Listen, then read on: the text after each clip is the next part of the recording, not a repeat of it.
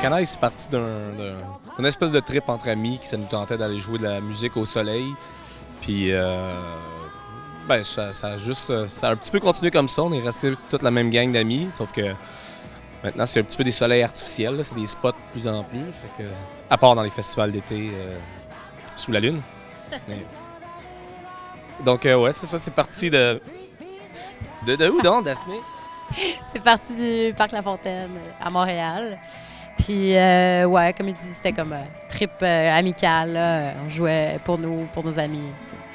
Puis, ben, plus que c'est devenu gros, plus qu'on a formé quelque chose de plus professionnel, si on veut. On a arrêté de faire des covers, puis on a fait nos propres chansons en français.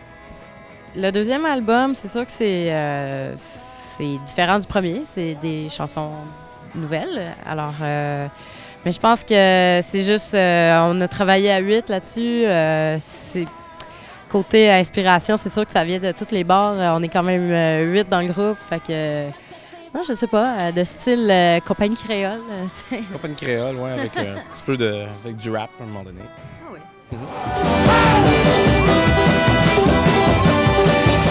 Ben, s'il y a une différence à faire entre Manger du bois et Rond-Point, ben, ça doit être...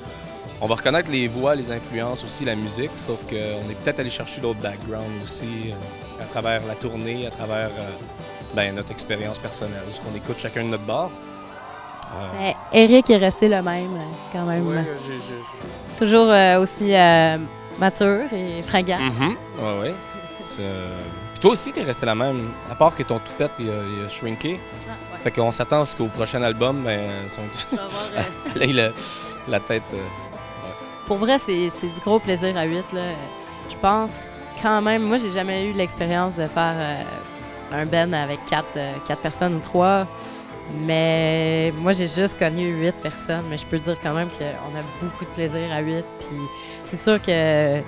Oui, on n'échappe pas aux tensions. Là. C'est comme une grosse famille, dans le fond. C'est comme si on avait 5 petits frères et 3 petites sœurs. Donc, ouais, ça fait beaucoup de bruit. Mon oncle aussi, il s'emmène aussi. Ouais. C'est ouais, la petite famille tout ensemble. Mais ouais, ben, à 8, on est quand même tout le temps obligé d'être pognés toute la gang ensemble. Fait que s'il y a des anecdotes, ben, c'est que des fois, on en perd un. Fait que, il y a souvent des portées disparues en tournée. Puis souvent, c'est dans une tournée de plein de shows de suite. Fait que le lendemain, on va tout à la recherche. On pourrait même faire des espèces de recherchés sur les pains de lait. On les prépare d'avance comme « Ah, un matin, c'est elle qui manque. » Bon, puis on met ça. Ouais. Via tous les auditeurs, si vous voulez faire de la musique en 2014 et en vivre, soyez pas 8 dans votre band, premièrement. Genre, faites-vous un projet duo ou même solo. Non, mais non, je pense que, pour vrai, la question de vivre de sa musique, c'est... Oui, c'est sûr que l'aspect monétaire est important parce que si tu fais pas de cash, ben tu risques de pas pouvoir continuer à faire de la musique. Mais vivre de sa musique, pour moi, c'est toute l'espèce de richesse que ça peut amener, les voyages, l'expérience de vie. Puis, puis oui, on réussit quand même à bien manger. Hein. Je pense qu'il faut être créatif dans sa démarche artistique pour pouvoir faire de la musique en 2014. Hein? J'allais dire 2013.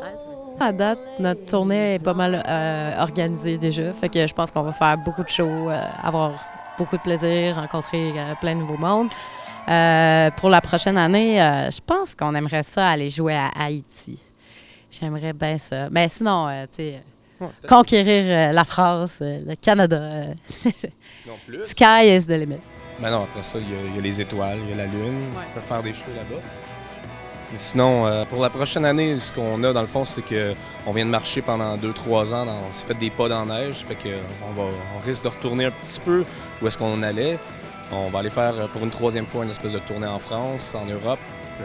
Puis sinon, ben, on va aller visiter notre grand Canada et le beau petit Québec. Et on va se promener.